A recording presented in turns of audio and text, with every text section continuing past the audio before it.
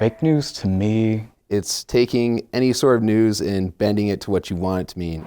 Not telling the facts of the situation. They only tell part of the story, so the whole thing can be distorted.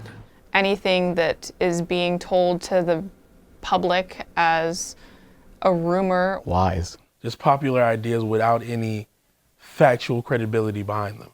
Widely spread articles. And without any source checking of where it's from. Something that's not real that's being portrayed on the TV. Propaganda. A story that is that kind of takes the person's opinion and try to sway it and present it as facts. They usually will take clips of an interview or some forum or something and take the pieces that they want, snip it, and then use it for whatever their rhetoric is or their agenda is. I understand it as a political agenda.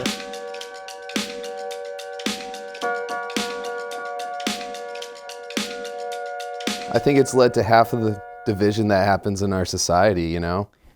It does cause a lot of confusion. I think it's a problem because how do you determine what's fake and what's real now? Maybe can be a problem, but it depends what kind of news we talk about. Yeah, I think it's a pretty big problem just because it just creates a lot of conflict. It's real easy to take anything that happens, such as that school shooting that happened last week, and really just warp it into, you know, a perverse means of getting your message across.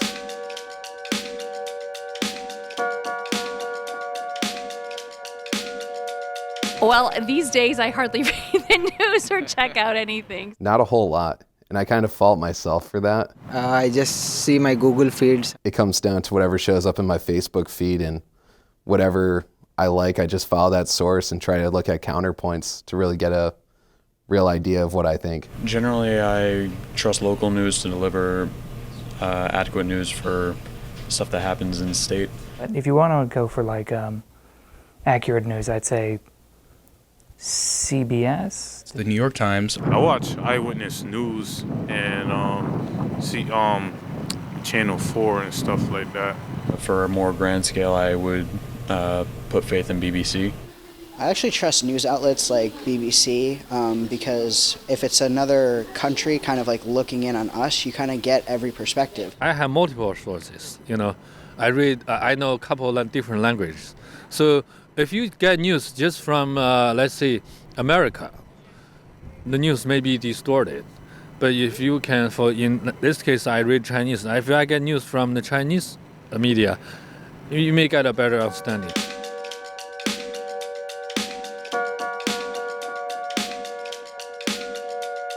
I don't spend as much time verifying news that is real or fake.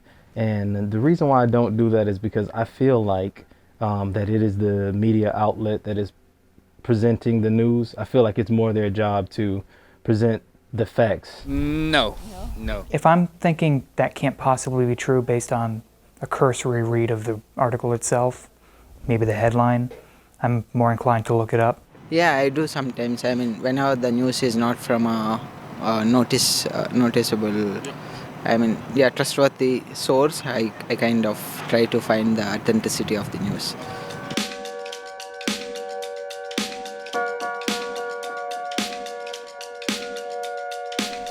I don't really think that the problem of fake news can be solved, at least not completely. It's more of based on the community as a whole. I think people just need to take it upon themselves to really source their information they get, regardless of where they get it. It's going to take time. People are going to have to change their way of thinking. I think we could be a little more skeptical of the articles we read and definitely be willing to put in the research to verify it.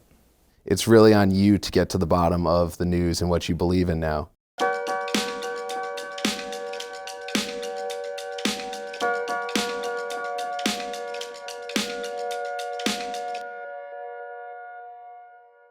What is your definition of fake news? Something that's made up, that's not real. So anything that you read on the internet, especially through social media, I think you just have to make sure you vet it and, vet it well. It's information that is incorrect, is not based in fact. It's not just news that someone finds unpleasant. News can be unpleasant, and just labeling it fake news doesn't make it so. It appeals to emotions, and there's been studies that show that emotional appeals are more powerful than intellectual, factual ones. Can you think of a time where it was a fake news story that you or someone that you know fell for?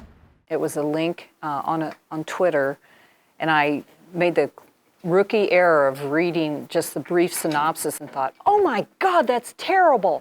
Woo! Sent it out. And then, of course, one of my friends emailed me and said, take that down. That's not true. And I don't even remember what it was, but it didn't matter because my reputation is I'm not going to spread this stuff unless it's true. Click on this story to read about Tom Brady's training. And so you figure, okay, it's how he keeps himself fit at an old age for a football player. And you click on it, and suddenly they're trying to sell you some vitamin supplement. And I always get angry about that, but that's clickbait. You know, they try to dress up something as news so that you'll click on it. And the internet is kind of a different frontier where the boundaries aren't so clear. Do you find that there's one social media site, Facebook, Snapchat, Twitter, that's more credible than another? I don't find any of them particularly credible, but they are only the content that we put up there. So the way to make any of them credible, and I'll use Twitter as an example because I live there, is don't just retweet blindly. Double check stuff. How can we best inform people, about fake news? How can we best, teach them, how to navigate between what's real and what's not real? Take a look at who's being quoted. Are there quotes? And then Google them. See if you can even find them on the internet and see if they exist. So it just means being a little bit more of a detective when you're on the internet reading stories. How do you think we can steer away from fake news or get rid of it as a whole for the future and as generations of journalists come along? The best thing we can do to steer away from fake news is to use common sense. Don't believe everything you read or hear. Check it out. We have a saying in journalism that if your mother says she loves you, check it out. Because people lie. They don't always know the facts, but they're quick to assume that they know. And so you have to really be careful as a journalist. And as a reader, you just have to be careful and know where your information comes from. It's kind of like if you have a food allergy, you're going to read the label. You're going to know what's in the food you're eating, and you should know what's in the stories that you're reading. In our current age of Trump's war against fake news, are you seeing a change in the style of reporting in print journalism?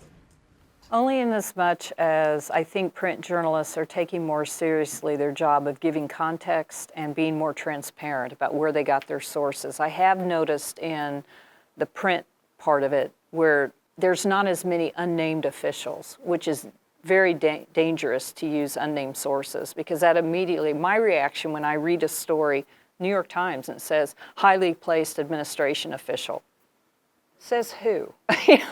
Because I want their name.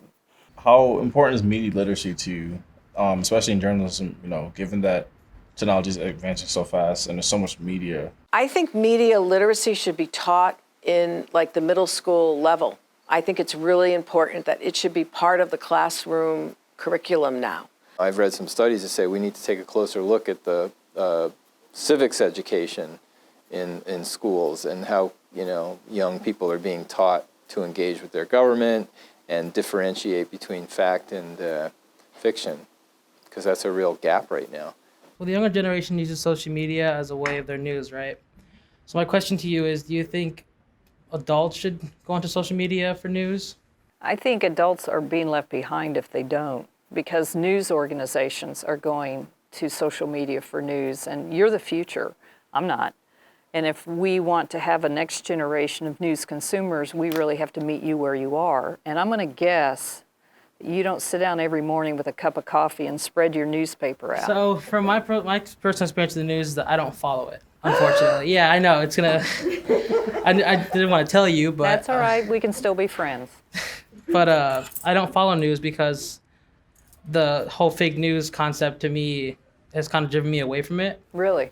And I've been learning from this class, though, that it's actually important to follow it because how are you going to become a part of the world if you don't follow it? If you don't keep up with the news, I'm going to take advantage of you.